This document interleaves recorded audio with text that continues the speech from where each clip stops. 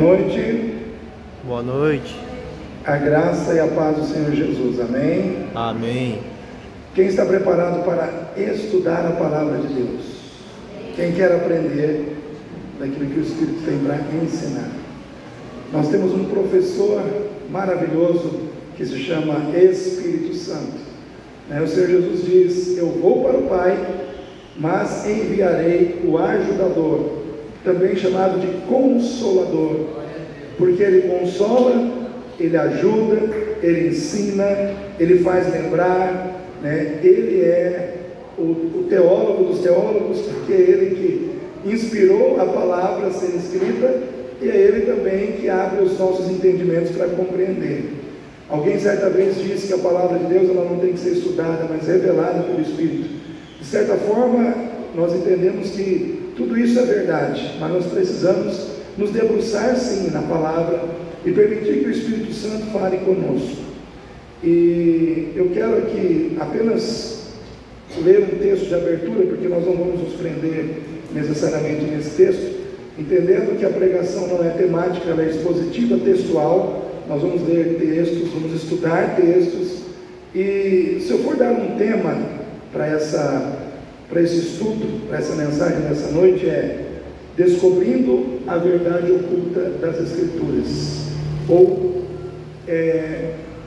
achando a verdade oculta por trás da letra, Então nós precisamos descobrir verdades que às vezes elas não estão claras, não estão assim explícitas, mas elas estão ali.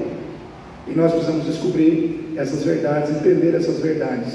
Então aqui em 2 Coríntios 3, 5 e 6 diz assim: não que sejamos capazes por nós mesmos de pensar alguma coisa como de nós mesmos, mas a nossa capacidade vem de Deus, o qual nos fez também capazes de ser ministros de um novo testamento, não da letra, mas do Espírito, porque a letra mata e o Espírito vivifica. Amém? A letra mata, mas o Espírito vivifica. Irmãos, nós há alguns dias aí já estamos falando um pouco sobre alguns temas que Deus colocou no nosso coração. Eu fiz aí 2 estudos teológicos durante a semana, passando para os irmãos aí refletirem. Quem conseguiu ver vai chegar um pouco mais antenado aqui para esse domingo. Quem não viu, a gente vai talvez pincelar algumas coisas aqui. Mas hoje eu quero ensinar os irmãos a entender, a compreender de forma mais profunda as Escrituras, procurando, vamos dizer assim, desenvolver aquilo que nós, pastores, chamamos de exegese bíblica. O que é exegese? Que palavra é essa estranha, Eu já ouvi falar de homilética, ou omelete, o que é isso, Então são tantas palavras, são tantos termos estranhos ao nosso conhecimento, vamos dizer assim, do nosso cotidiano.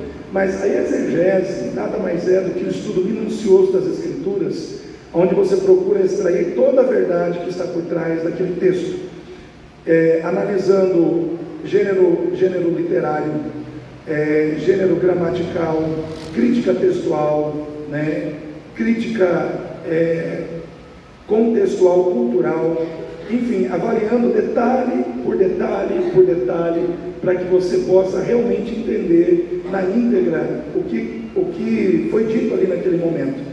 Então todo o texto ele tem um contexto. Amém, igreja?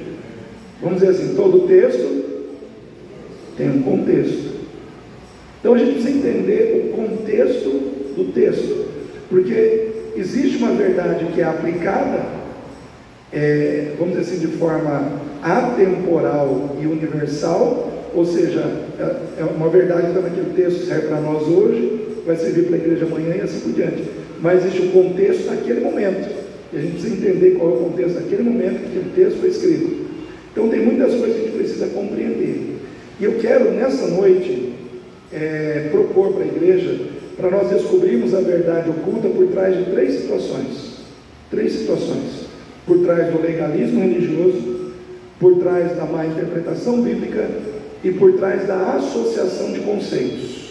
Então são 3 situações que são as que eu mais entendo que a gente precisa compreender: legalismo religioso, má interpretação bíblica e associação de conceitos. Porque às vezes nós criamos chavões para a nossa vida como se fosse uma verdade absoluta, e muitas vezes não é, né? E a gente vai descobrir quando a gente vai realmente entender e estudar as Escrituras.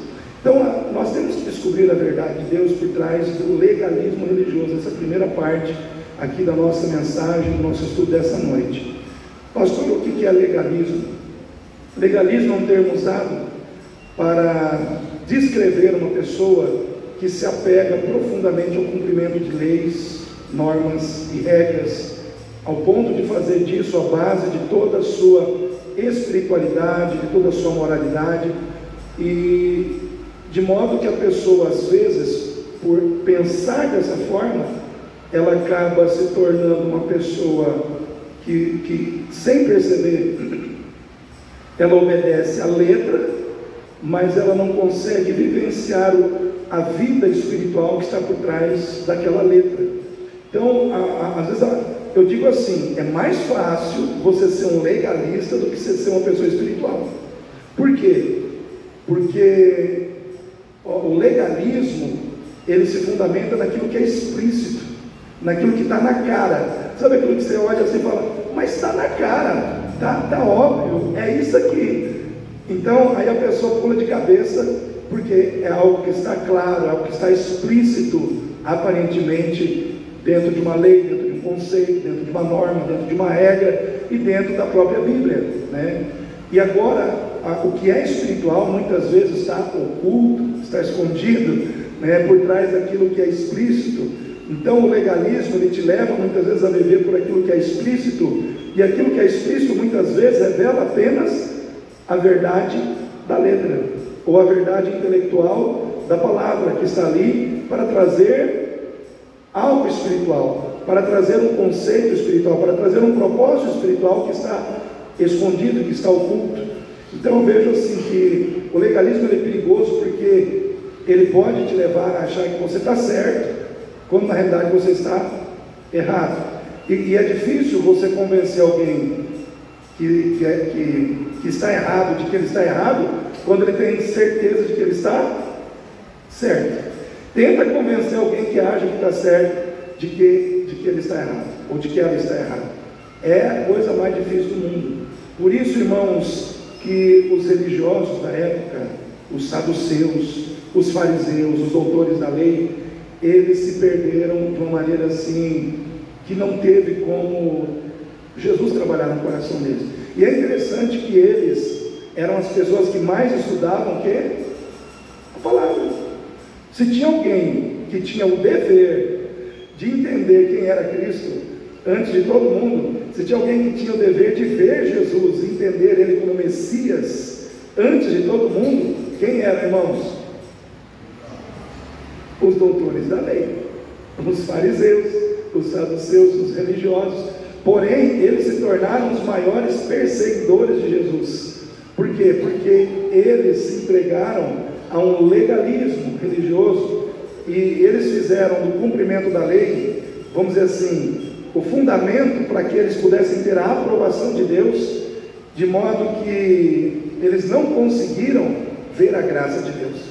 Eles começaram a trabalhar em torno de uma justiça própria, né? Nós vamos cumprir a lei, e vamos cumprir a lei, e vamos cumprir a lei, e aí a graça estava se manifestando diante dos olhos dele, a graça salvadora, para salvá-los dos seus pecados, mas eles se tornaram tão legalistas, que eles não conseguiam conceber a ideia de um Messias que não fosse o Messias político, que não fosse o Messias militar, que viesse ou que veio para libertá-los do domínio romano. Eles não conseguiam ver que eles precisavam ser libertos do domínio e da escravidão do pecado. Por quê? Porque eles se tornaram, vamos dizer assim, aficionados pelo cumprimento da letra da lei, né? E isso é perigoso, porque quando nós agimos assim, nós perdemos a visão dos propósitos espirituais, e aí nós vamos nos afastando de Deus, vamos perdendo conexão com Deus, e à medida que a gente vai perdendo conexão com Deus dentro do legalismo, a gente começa a se tornar, anote aí, a gente começa a se tornar 4 coisas. A gente começa a se tornar uma pessoa insensível, uma pessoa julgadora, uma pessoa hipócrita e uma pessoa orgulhosa. Então, a pessoa que se apoia muitas vezes no legalismo, por se afastar de Deus, ela vai se tornando insensível, hipócrita, orgulhosa e julgadora. Exemplo disso você vai encontrar lá em Lucas capítulo 18, versículo 11, quando fala do fariseu e do publicano indo ao culto. Quantos conhecem essa passagem? Diz que eles foram ao culto adorar a Deus, e o fariseu, ele batia no peito e ele dizia que ele dava o dízimo, que ele fazia jejum não sei quantas vezes por semana, e ele não era igual àquele publicano. Então só aí ele já fez um monte de coisa errada, né? E o publicano batia no peito, nem sequer erguia os olhos para o céu, dizendo: ai de mim, tem misericórdia de mim, pecador. Então o publicano representa aquele que se sentia humilhado diante de Deus, olhando para a sua miséria espiritual, para os seus pecados, e não conseguia nem sequer se achar digno de olhar para Deus e buscar a Deus. Aí a gente tem que analisar agora exegeticamente as atitudes do fariseu. Agora a gente tem que separar as coisas, irmãos, para a gente não cometer o erro de julgar errado aquilo que não é errado, né? A gente precisa entender o que é certo e o que é errado numa postura legalista. Por exemplo, jejuar é errado? Entregar dízimo ou oferta é errado? Então, ponto pacífico. Vamos colocar aqui o que está certo. Agora, se exaltar, se orgulhar, é certo ou errado? É errado. Julgar os outros, é errado, né? Falar dos erros dos outros é olhar para os seus erros, é errado. Então aqui ele fez tudo isso, né? O que aconteceu? O legalismo religioso, presta atenção, porque isso pode acontecer com você e comigo hoje, tá bom? O legalismo religioso faz com que você pegue o que é certo e use isso de forma errada. Não tem nada de errado em jejuar, não tem nada de errado em entregar o dízimo. Mas quando eu sou legalista, ao invés de eu usar isso de forma correta, eu uso isso com propósitos carnais. Eu pego coisas que são espirituais e uso elas de forma carnal, para minha exaltação,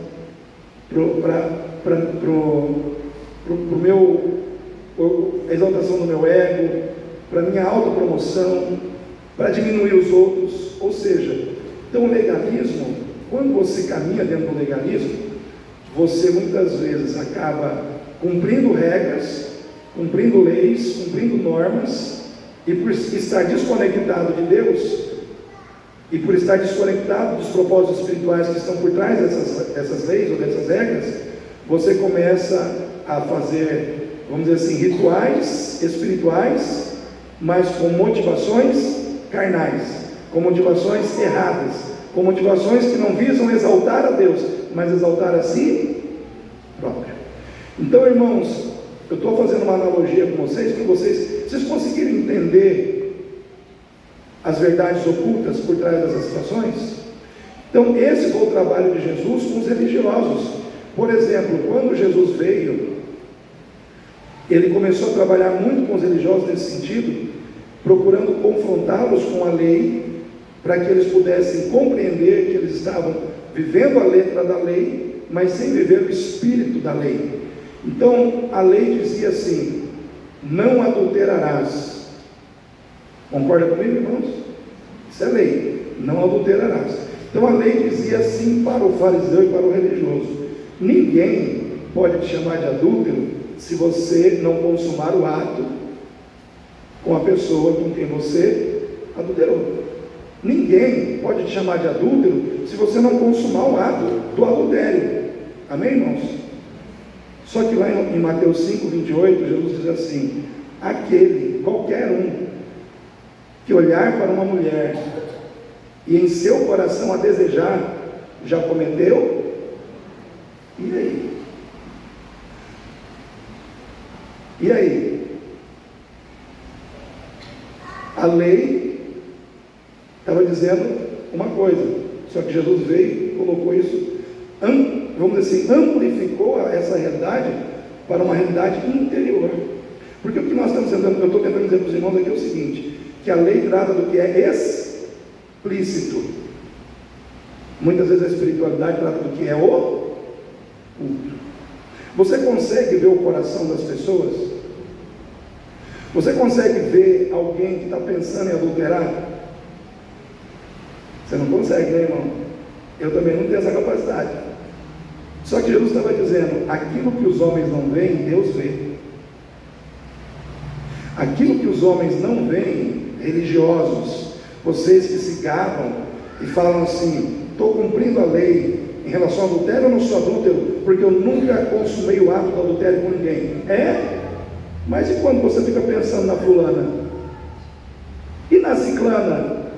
E quando você vai lá para dentro do seu quarto e pensando na ciclana e na fulana, você faz algo que naquela época não tinha essa palavra, masturbação, vamos colocar, né? Assim. E aí? Os irmãos conseguem entender o que eu quero dizer? Então Jesus, ele começa a mostrar que existe o oculto que está por trás, o implícito que está por trás do explícito. Porque às vezes os religiosos se gabavam, e a gente gosta de descer a lenha neles, a gente gosta de descer a lenha nos religiosos daquela época, dizer, nossa, como eles eram legalistas, como eles eram falsos, sepulcros caiados, porque eram belos por fora, mas cheios de podridão por dentro. A gente gosta de fazer essa vamos dizer assim, a gente gosta de falar sobre essas questões. Mas, irmãos, daqui a pouco eu vou chegar na gente.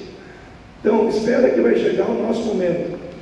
Então, eu estou procurando falar nesse momento como isso acontecia lá, para depois falar como isso acontece aqui. Então, lá, o que acontecia?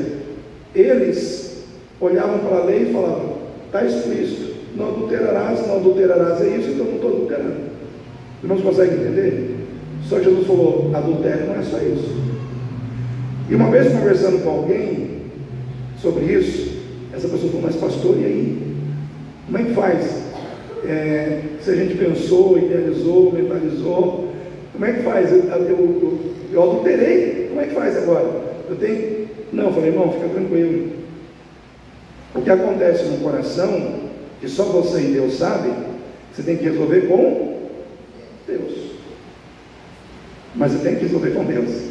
Porque se você continuar com isso dentro de você, se você continuar alimentando isso, se você continuar dando força para isso, se você não lutar contra isso, vai chegar uma hora que isso pode, porque o pecado, irmãos, ele tem escalas graduais de crescimento e de consumação na nossa vida. Vou dar um exemplo claro disso para você. Tiago, abra a sua Bíblia aí, Tiago 1, 14 e 15.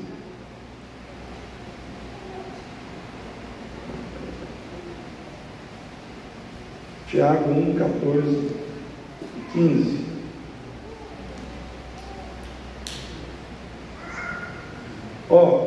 Presta atenção, porque o que a gente está conversando aqui é algo profundo, é algo que você precisa entender, né? Se você ficar vagueando aí, você não vai entender aquilo que está sendo transmitido.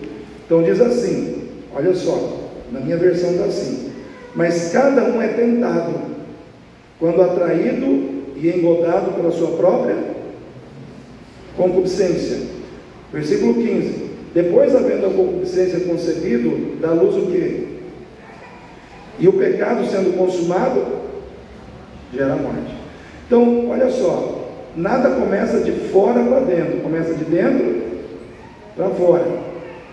Então, começa com a concupiscência. Pastor, o que é concupiscência? Desejo exagerado sobre o qual nós não temos controle. Geralmente a concupiscência se divide em concupiscência dos olhos e concupiscência da carne. Concupiscência dos olhos tem a ver com o desejo exagerado por dinheiro. Eu vejo, eu quero. Passei em frente do shopping, quero 20 sapatos.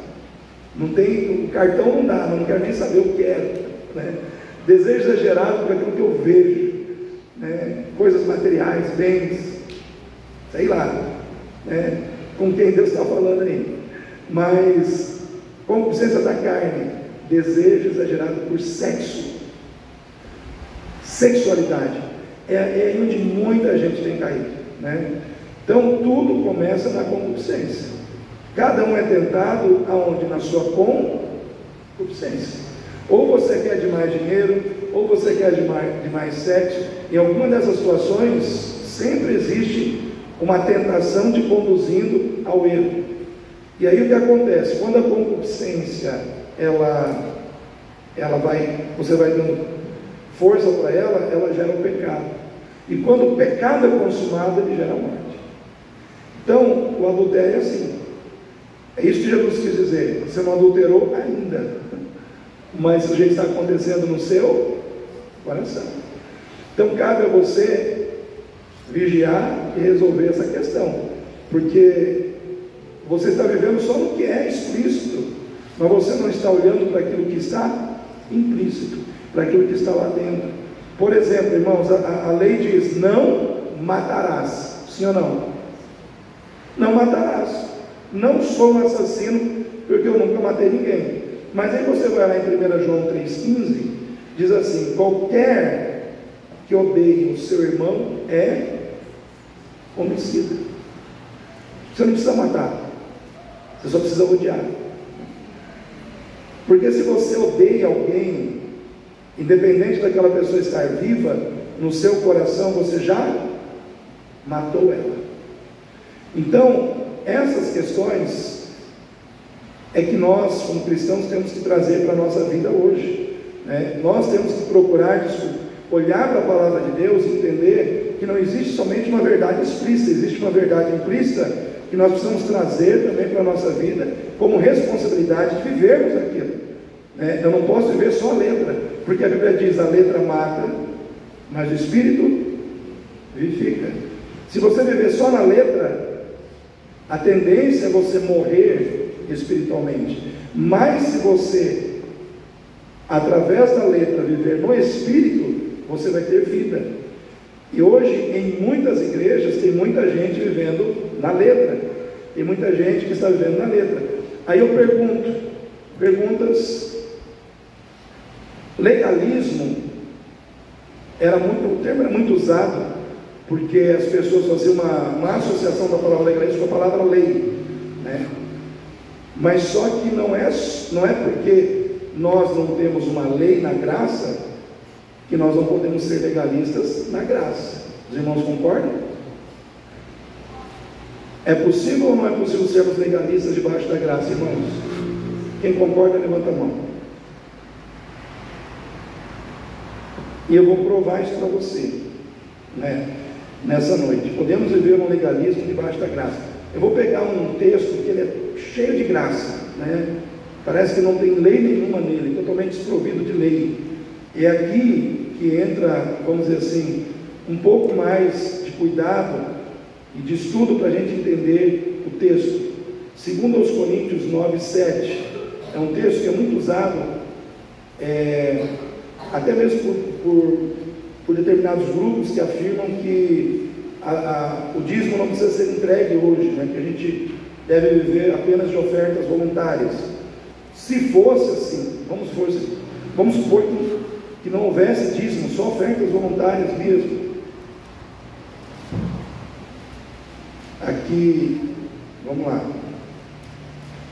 2 Coríntios 9:7. O que diz aí? Cada um contribua segundo propôs o seu, não com tristeza ou por necessidade, porque Deus ama ao que dá com alegria. Irmãos, quando a gente olha esse texto aqui, parece que tudo que tinha que ser dito está aqui, sim ou não? Toda a verdade parece que está aqui. É aquele texto que você olha assim e fala, não tem nada assim que a gente precisa pesquisar aqui e achar nesse texto, porque aparentemente está tudo claro aqui. Será? Eu vou fazer uma pergunta para vocês. Como eu, um exegeta da Bíblia, eu vou fazer uma pergunta para vocês. As emoções humanas são confiáveis? Você colocaria a sua vida, você apostaria a sua vida nas emoções humanas? Sim ou não? E você está certo. Por quê? Porque as emoções humanas, elas são oscilantes. Elas se manifestam de acordo com o nosso estado de espírito, de acordo com aquilo que nós estamos vivendo de bom ou de ruim. As emoções humanas, elas se manifestam de acordo com o momento que a gente está vivendo. A mesma esposa que chega e diz assim: esse meu marido é um traste, esse meu marido não serve, esse meu marido não presta, esse meu marido, esse homem é insensível, esse homem é isso, esse homem é aquilo, esse homem é duro, esse homem é isso e tal. É a mesma esposa que daqui a pouco está dizendo: meu marido é o melhor marido do mundo. Que homem bom, que homem maravilhoso. Por quê, irmãos? Porque no momento em que ela disse tudo aquilo, ela estava ferida, estava machucada. Quando a gente está ferido, quando a gente está machucado, não é a gente que fala, são as dores que estão em nós que falam por nós. Amém? Vou repetir: são as dores que estão em nós que falam por nós. Mas quando aquelas dores são resolvidas, entra o perdão, entra a reconciliação, tudo aquilo que a pessoa que estava ferida não estava vendo de bom na pessoa, ela começa a ver de novo. Por quê? Porque ela foi curada. A dor, a ferida que estava ali foi resolvida. E muitas vezes essas situações, elas interferem até mesmo não só no entendimento bíblico, mas também na pregação da mensagem bíblica. Eu fiz um vídeo essa semana, o segundo vídeo que eu fiz foi Cuidado, pastor Zé Bruno. Quantos conhecem o pastor Zé Bruno aqui? Eu fiz uma crítica, eu fiz um contraponto a um vídeo que ele fez, e por incrível que pareça, irmãos, depois que eu fiz o contraponto, o vídeo dele foi removido da internet. E daí pessoas falaram: pastor, mas e esse vídeo? Eu fui lá e procurei o vídeo, e o homem removeu o vídeo, né? Não vou ser presunçoso de achar que foi o meu comentário que fez o vídeo do pastor, fez o pastor tirar o vídeo.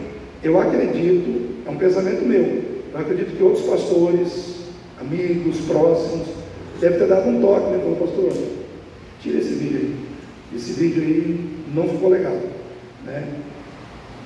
E porque ele fez um vídeo falando sobre, porque o que acontece com o pastor Zé Bruno, a maioria dos vídeos dele, ele desce a lenha dos pastores que, vamos dizer assim, são tidos como esses líderes que exploram as igrejas, mete a mão no caixa da igreja, abusa financeiramente da igreja, abusa financeiramente das pessoas.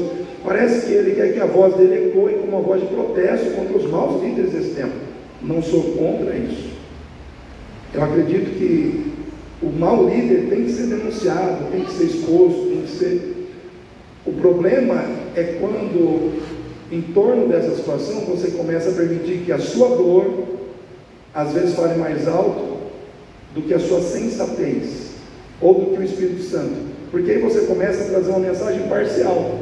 Sabe aquela situação de você só bater, e não reconhecer quem está fazendo certo, que foi o que eu falei. Porque no vídeo dele ele bateu, e aí ele, não sei se querendo ou sem querer, ele acabou destruindo um princípio bíblico. Ele destruiu um princípio bíblico, e foi isso que eu apontei no vídeo. Falei: não é porque estamos feridos ou machucados que nós temos o direito de destruir um princípio que está na Bíblia. E não é porque nós estamos feridos ou machucados que nós vamos dizer assim, ignorar os pastores que estão fazendo as coisas do jeito certo. E eu falei, inclusive no vídeo que eu coloco lá esse exemplo, porque ele falou que os pastores precisam ser humildes e simples como Cristo foi. Eu falei: tem um monte de pastor vivendo isso. Inclusive na minha igreja, eu lavo a igreja, passo o rodo, faço parte da equipe da limpeza da igreja, e como eu Eu acredito que existem inúmeros pastores no mundo, no Brasil, que estão fazendo a mesma coisa, que estão vivendo com humildade, desenvolvendo uma liderança servil, a exemplo de Cristo, mas que muitas vezes encontram uma igreja hostil, de pessoas machucadas, de pessoas insubmissas, né? E o que acontece? Uma palavra que vem de um pastor carregada de dor e quebrando o princípio da submissão, ao invés de corrigir essas pessoas, vai fortalecer mais aquelas que estão feridas, ou que se acham no direito de continuarem feridas, e vai fortalecer aquelas que estão na insubmissão, de modo que não vai trazer nenhum benefício para a igreja. Então foram esses pontos que eu destaquei dentro desse vídeo, né, procurando mostrar para ele que muitos pastores sofrem por causa de pregações como a que ele fez, e às vezes eu falei assim, eu usei o meu exemplo de eu quebrei esse dedo aqui, irmãos. Eu usei esse meu exemplo lá. Quantos sabiam que eu quebrei o dedo? Eu quebrei esse dedo aqui quando a igreja era lá no outro endereço. Eu saí tão chateado da igreja aquela noite. Eu cheguei em casa tão chateado e dei um murro na parede. Eu cheguei em casa, na cozinha da minha cozinha, e dei um murro na cozinha da parede. A cozinha ficou intacta. Inclusive ela não teve culpa de nada. Só que eu olhei assim e falei, mas esse dedo não era xoxinho assim, né? Aí eu vi que o dedo não mexia mais. Falei, quebrei o dedo. Quebrei o dedo. Isso está no vídeo, tá? Quem viu, viu. Quem não viu, vai ver lá depois. Aí eu falei, pastor Zé Bruno, imagina quantos pastores no Brasil estão passando por pressões e que não está quebrando o dedo que nem eu, está quebrando às vezes a cara da esposa em casa, do filho, ou às vezes está subindo uma ponte, se atirando de uma ponte, cometendo suicídio. Porque julgar é fácil, e hoje nós temos muitos julgadores, porque julgar as pessoas é moleza, irmãos. Agora você se colocar no lugar do outro, sentir as necessidades do outro, os problemas do outro, isso é mais difícil. Então eu falei, nós precisamos de mais empatia e menos julgamento. Então essas questões eu coloquei lá no vídeo, nesse segundo vídeo. Até o pastor Domício, quem conhece o pastor Domício? Me parabenizou pelo vídeo, né? Porque esse vídeo foi o mais visto dessa semana, foi esse vídeo. Então vários pastores, assim, com que eu tive contato, me agradeceram pela coragem de me posicionar diante de um pastor famoso da internet, colocando de maneira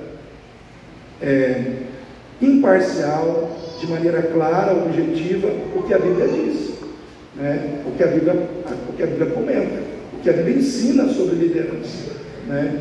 Porque, irmãos, eu preparei um curso de liderança que eu estou dando há um ano para a igreja. Se tem alguém que estudou sobre liderança aqui nesse ano que passou, fui eu.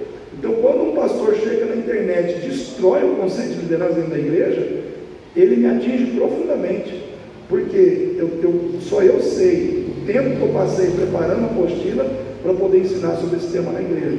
Aí chega alguém e fala que liderança na igreja não existe, né? que todo mundo é corpo, só Jesus é o cabeça. Tudo bem, que Jesus é o cabeça universal da igreja, mas no relacionamento humano tem que ter liderança, e onde não tem liderança o povo se perde, né? Então eu fui muito enfático nessas questões, né? Então eu disse para ele assim, pastor, eu creio que tu és um homem de Deus, mas é um homem ferido, é um homem machucado, e se há alguma raiz de amargura no teu coração, libera perdão sobre os seus líderes do passado, as pessoas com quem você teve alguma experiência, que você se sentiu ferido, machucado, abusado, libera perdão, para que o Senhor possa entregar toda a palavra, e não apenas uma palavra parcial, né, para a igreja.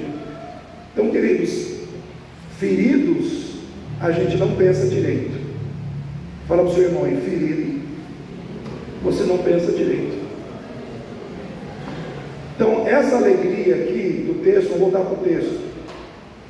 Dar com alegria, né? Parece que a gente. Vou fazer uma pergunta aqui. Vou usar o Gabriel que está aqui na minha frente. Gabriel, alegria é uma emoção humana? Sim.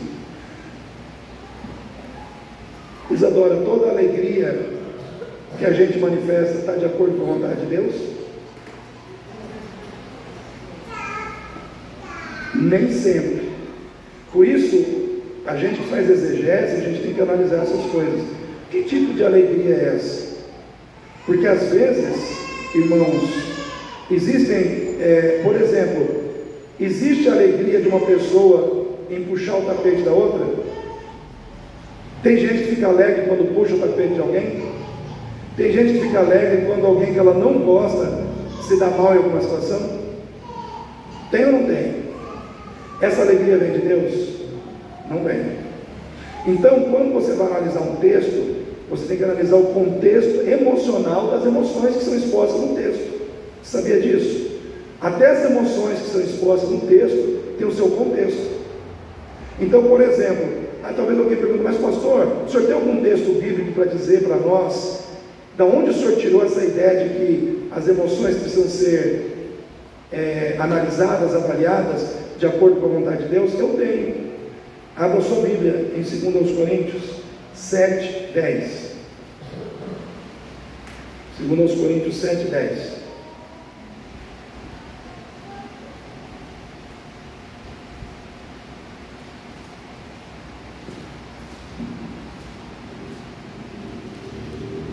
Segundo aos Coríntios 7, 10. O que diz aí, Lázaro?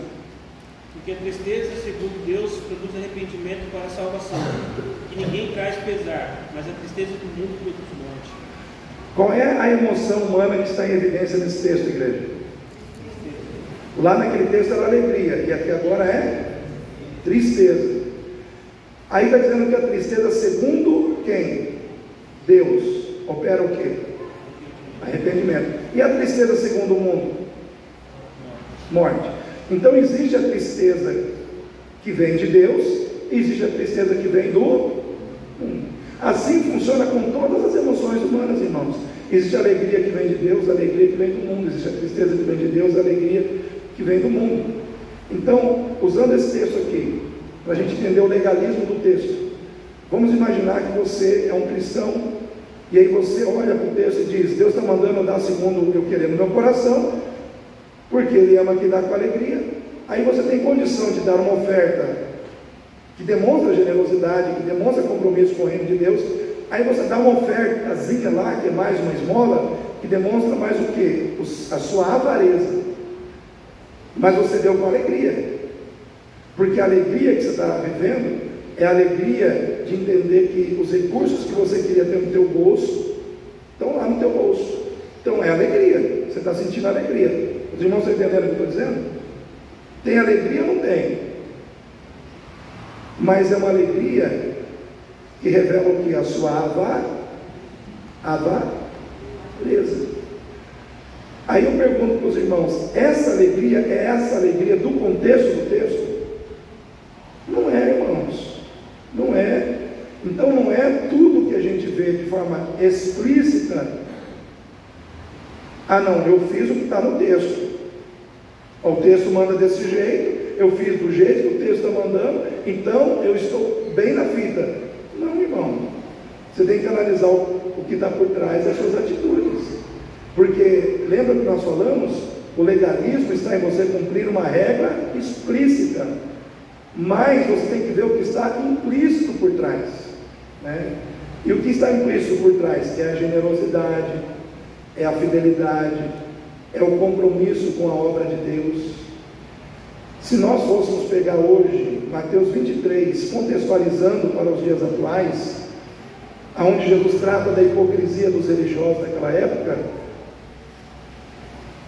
Jesus diria mais ou menos assim: hipócritas, vocês que se gabam de dar a sua oferta segundo o coração, porque Deus ama quem dá com alegria, vocês são hipócritas, porque vocês dão a oferta, sentem a alegria em dar a oferta, porém vocês negligenciam a generosidade, a fidelidade e o amor à minha obra.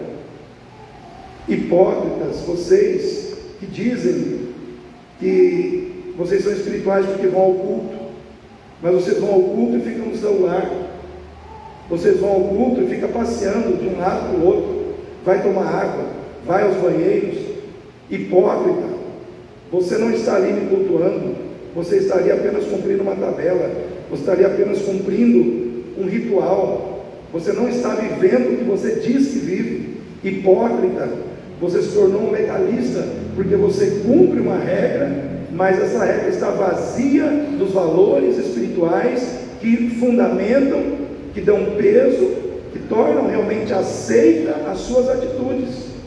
Hipócritas são vocês que vivem cumprindo regras, mas por trás dessas regras não existe espiritualidade.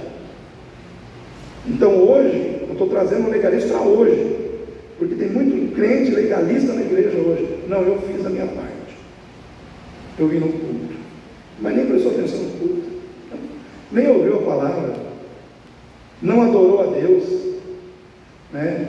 Eu fiz a minha parte, eu dei a minha oferta segundo o que eu propus no meu coração, mas não teve generosidade alguma, não teve fidelidade alguma, não teve compromisso algum com o reino de Deus. Os irmãos conseguem entender o que eu estou falando aqui nessa noite? Porque eu quero, irmãos, eu quero hoje encerrar essa temática, né? Eu quero hoje encerrar essa temática, porque é muito fácil a gente viver de aparências, e era assim que os religiosos viviam, de aparência, mas camuflando aquilo que estava errado. Eu e você não podemos viver assim, amém? Eu e você não podemos viver assim, né? Porque hoje Jesus poderia chamar você de hipócrita. Eu venho no culto, mas não está no culto, não participa do culto, não ouve a palavra. Hipócrita, está cumprindo uma regra, mas você não está vivendo o propósito espiritual por trás da regra. Porque o propósito de estar aqui hoje, irmão, não é marcar presença. O propósito de estar aqui hoje não é bater um ponto. O propósito de estar aqui é adorar a Deus. Amém? Se você está aqui hoje, mas não está adorando a Deus, você é um legalista. Eu posso taxar você de legalista. Por quê? Porque você não está vivendo o propósito do culto. Você não está vivendo a experiência do culto para o qual ele foi criado, né? Então nós precisamos avaliar isso. Então o legalismo, ele é perigoso por quê? Porque ele faz a gente ser cumpridor de regra, mas a gente não percebe que muitas vezes está cumprindo de forma vazia e cumprindo regras muitas vezes para satisfazer os nossos interesses pessoais, se autopromover, se autoprojetar, demonstrar uma espiritualidade que a gente não está vivendo. Aí Jesus, ele diz: tudo bem, você não quer mudar? Entenda uma coisa, os homens veem o que é aparente, mas Deus vê o coração. Nós temos que nos preocupar, porque Deus está vendo você por dentro, Deus está me vendo por dentro, Deus está vendo cada um de nós por dentro. Então a gente precisa vir para a igreja para ser confrontado. A gente não tem que vir para a igreja para ser agradado. A gente tem que vir para a igreja para ser confrontado onde dói na nossa vida, porque senão a gente não muda. Passa ano, entra ano, a gente continua aquele mesmo crente legalista, que vem para a igreja, fica passeando nos cultos, tomando água toda hora, não ouve a palavra, não ouve nada, mas eu vim no culto, legalista. A gente continua aquele mesmo crente todo ano, não entrega uma oferta generosa para Deus, não entrega o seu dízimo com o coração feliz por estar entregando algo realmente representativo para a obra de Deus, mas estou cumprindo. Irmãos, a gente tem que avaliar isso na nossa vida. Segundo ponto, a gente tem que descobrir a verdade que está por trás das más interpretações bíblicas. Agora eu já saí do legalismo, tá bom? Saí do legalismo vamos para outras vertentes aqui. Por exemplo, se você pega Mateus 7, de 1 a 3, e eu fiz uma reflexão desse texto essa semana, Mateus 7, de 1 a 3, vamos lá.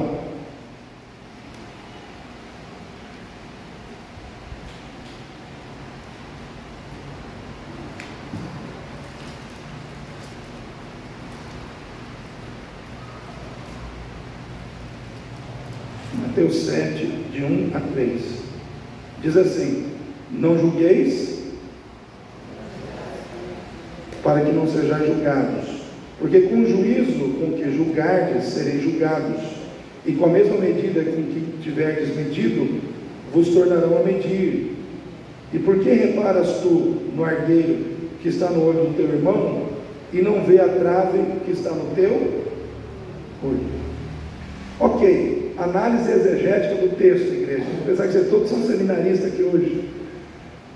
Quando você olha para esse texto, qual é o entendimento assim explícito? Vocês nunca mais vão esquecer disso, explícito e implícito. Qual que é o entendimento explícito que você tem do texto? O que não deve ser feito? De imediato a gente olha e diz: Jesus está dizendo para não julgar. Não devemos julgar. Só que aí você vai lá para João 7, 24.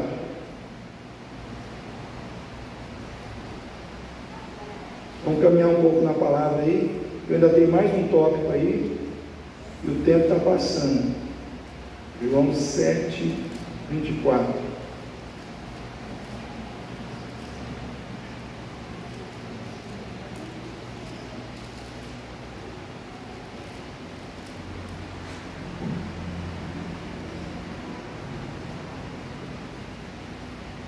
Diz assim: não julguei segundo o que? A aparência, mas julgai segundo a reta. Então aqui Jesus está dizendo: tem que julgar. Então o que a gente tem que entender é o seguinte: o que é condenado por Jesus na Bíblia não é o ato de julgar, mas é o ato de julgar errado. Qual é o problema da humanidade? O julgamento errado que a gente faz dos outros. E o que é um julgamento errado? Um julgamento errado é aquele julgamento precipitado, onde a gente não tem todas as informações sobre o que a pessoa está passando, a gente não sabe o que está acontecendo e a gente julga precipitadamente. Isso é um julgamento errado. Todos concordam comigo? O outro tipo de julgamento errado é o julgamento baseado na rejeição que eu tenho pela pessoa, ou por outros sentimentos carnais em relação àquela pessoa. Então, quando você tem alguma rejeição com alguém, a tendência é que você sempre julgue aquela pessoa de uma maneira mais pesada, sim ou não? Às vezes tem uma pessoa que você não tem problema nenhum, e tem outra que você não gosta. O seu coração não aceita aquela pessoa, você, né? Deus precisa trabalhar isso em você. As duas pessoas cometeram o mesmo erro. O julgamento pesado vai para quem? Para aquela pessoa cujo seu coração não aceita. Se arrependa daquela pessoa. Então são sentimentos carnais, sentimentos de rejeição. Isso leva-nos a julgar de forma errada, não vendo os fatos que revelam a verdade por trás da situação. E a terceira situação é julgar com hipocrisia. É aquela situação de você olhar para o erro dos outros sem olhar para os seus erros. Como Jesus coloca aqui: você que olha para o cisco que está no olho do outro, por que você não tira a trave do seu olho? E é pior ainda, porque Jesus está dizendo assim: pode ser que o problema do outro é um cisco diante da trave que está no teu. Às vezes o que você está julgando no outro é um cisquinho, mas o que você tem é um galho de árvore, né? Ou seja, você está com uma situação pior e jogando o outro que está numa situação um pouco melhor que a sua. Então, o ato de julgar deve ser feito segundo a reta justiça de Deus. Isso vai exigir de nós o que, irmãos? Uma consciência sábia, madura e imparcial. E para ter uma consciência assim, 3 coisas a gente precisa executar. Ou essa consciência vai exigir 3 coisas de nós. Primeiro, discernimento. Você precisa discernir, entender detalhadamente, sabiamente as situações, procurando julgar as questões com um olhar restaurador e não com um olhar de quem apenas quer ferir ou condenar o outro. Então você precisa entender toda a situação, compreender toda a situação, buscar entender tudo o que está acontecendo. Amém? A outra situação é fazer da justiça de Deus o parâmetro da sua justiça. Ou seja, você sempre tem que julgar com 3 coisas que Deus julga: compaixão, justiça e amor. Compaixão, justiça e amor. Procurando o quê? Corrigir e não destruir o outro, fazendo com que prevaleça no seu julgamento a justiça de Deus e não os seus preconceitos. Porque às vezes nós temos preconceitos, sim ou não, irmãos? Somos ou não somos preconceituosos, irmãos? E às vezes a gente tem que reconhecer isso. Mas a gente tem que deixar de lado preconceitos para fazer a justiça de Deus prevalecer. E a terceira situação é a autoavaliação. Ou seja, a gente tem que se lembrar que para julgar corretamente alguém, a gente precisa reconhecer primeiro as nossas próprias fraquezas e as nossas próprias falhas.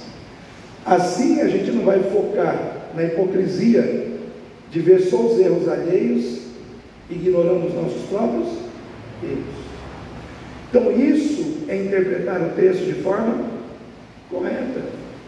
Então eu trouxe para vocês uma interpretação plena do que é Mateus 7:1, unindo Mateus 7, João 7:24. Existe, irmãos, uma regra hermenêutica de interpretação bíblica que é a mais usada, que é a Bíblia interpreta a própria Bíblia. Então, quando você tem uma situação para entender sobre um tema que é de difícil compreensão, você tem que procurar todos os textos da Bíblia que falam daquele texto, daquele tema, porque você vai ter uma visão ampla daquilo que está sendo procurado, daquilo que você precisa entender. Amém? E a última situação, irmãos, é a associação de conceitos. Irmãos, Deus é bom, e tudo que vem de Deus é bom, amém? Errado. Vocês viram como que a gente pega vocês? O bom é que quando você vai para um seminário, que tudo isso daí eu estou fazendo com vocês, olha para a gente. Deus é bom, é uma verdade eterna. Tudo que vem de Deus é bom, é uma condicionante moral e espiritual. Ou seja, Deus é bom, mas nem sempre tudo que virá dele será bom, em função da condição moral ou espiritual em que nós nos encontramos. Depende da posição onde nós nos encontramos em relação à vontade de Deus. Isso vai definir muitas vezes o que é bom, o que é ruim, em relação àquilo que nós vamos receber. Por exemplo, irmão, se você vai lá em Gênesis 6:17, o que está falando lá em Gênesis 6:17?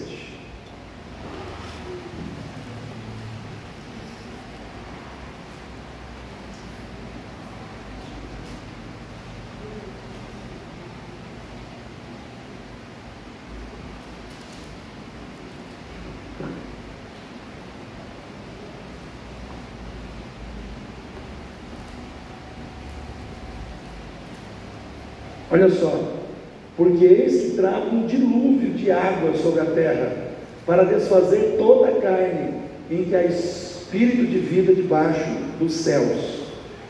Irmãos, um dilúvio para matar toda a carne, é bom? Isso é bom, irmãos? É bom ou é ruim? Parece que todo mundo fica inseguro, né? Isso é bom ou é ruim, irmãos? É ruim, irmão. Isso é ruim, né? Deus mandou algo que veio para destruir, para acabar com a vida, para acabar com tudo, né? Se você pega também Gênesis 19:13, vai falar da destruição de Sodoma e Gomorra. Ele vai falar: chegou, subiu, não tem mais jeito, eu vou destruir tudo. Aí eu pergunto para os irmãos: o que aconteceu com os moradores de Sodoma? Foi bom ou ruim? Foi ruim. Deus é bom, mas nem sempre o que Ele manda é bom porque nós não estamos do lado certo da sua vontade. Por exemplo, se você pega Jeremias 25, 10 e 11, vamos lá, Jeremias 25, 10 e 11.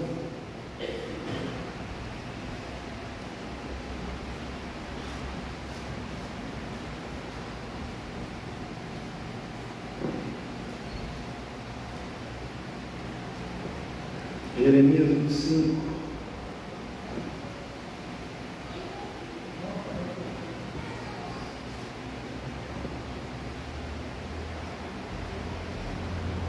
Diz assim: e farei desaparecer dentre eles a voz de alegria, a voz de gozo, e a voz de alegria, a voz do esposo e a voz da esposa, como também o som das mós e a luz do candeeiro. E toda esta terra virá a ser um deserto e um espanto, e essas nações servirão ao rei de Babilônia 70 anos. Irmãos, o que aconteceu aqui? Deus disse que mandaria um cativeiro, sim ou não? Cativeiro é bom ou ruim, irmão? Quem quer o cativeiro na vida aí?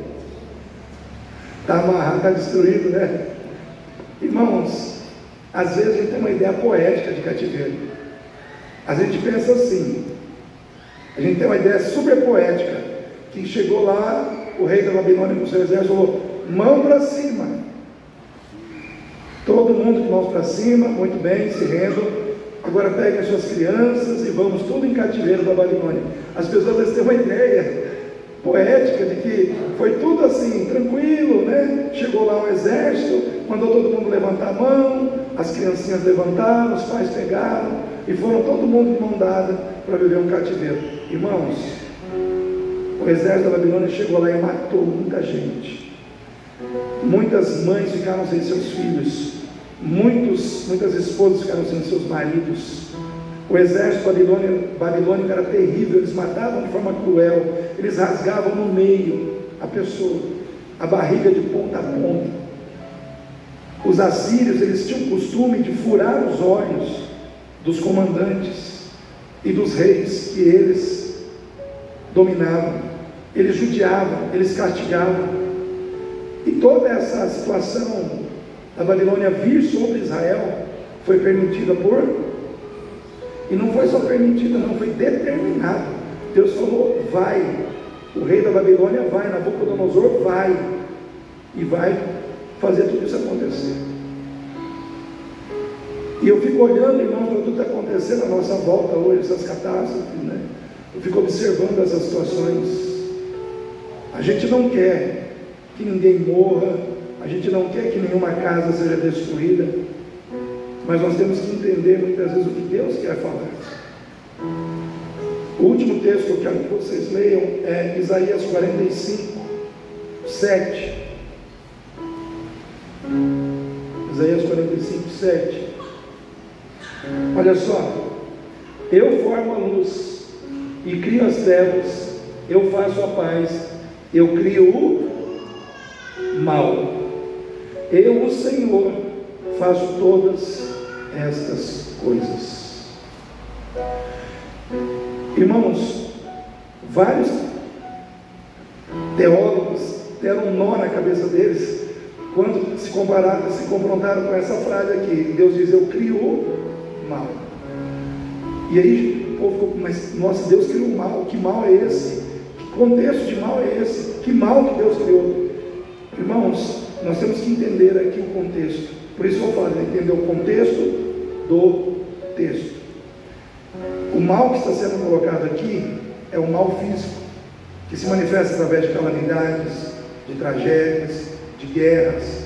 É o mal físico, é o mal temporal. Aí a gente fala: mas por que Deus cria o mal físico? Por que às vezes Deus cria calamidade?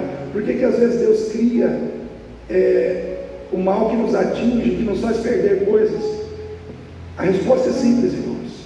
É porque Deus quer destruir o mal moral e espiritual que muitas vezes está em nós. Amém? Porque pior que o mal físico é o mal moral, é o mal espiritual. Porque o mal moral e o mal espiritual te afastam de Deus para sempre. se ele não for destruído, se ele não for combatido no seu coração, você se perde. E às vezes Deus permite um mal físico, que vem através de uma calamidade, de uma enxurrada, de uma chuva, de uma perda, para você reconhecer moralmente e espiritualmente onde você está. E se você precisa se arrepender, se arrepender. Deus está falando de várias maneiras nesse tempo. Deus está dizendo: eu crio mal circunstancial, porque eu não quero te perder para o mal espiritual, para o mal moral, que pode destruir completamente a sua vida e a sua relação comigo. Então nessa noite, eu quero deixar aqui essa palavra no nosso coração, irmãos. Mais preocupados com o mal dos tufões, dos furacões, é o mal que muitas vezes pode estar dentro do nosso coração. Tudo volta para dentro de novo. A gente olha muito para o externo, mas sempre Deus está dizendo: olha para o interno, olha para dentro de você. Às vezes estou fazendo chover em torno da sua vida, só para você olhar para dentro da sua vida, só para você consertar a sua vida, só para você pôr em ordem a sua casa, porque eu não quero te perder. Eu prefiro que você perca coisas do que você perca você mesmo para o inimigo. Deus não vai te perder, Ele vai trabalhar para te manter com Ele. Amém? Hoje,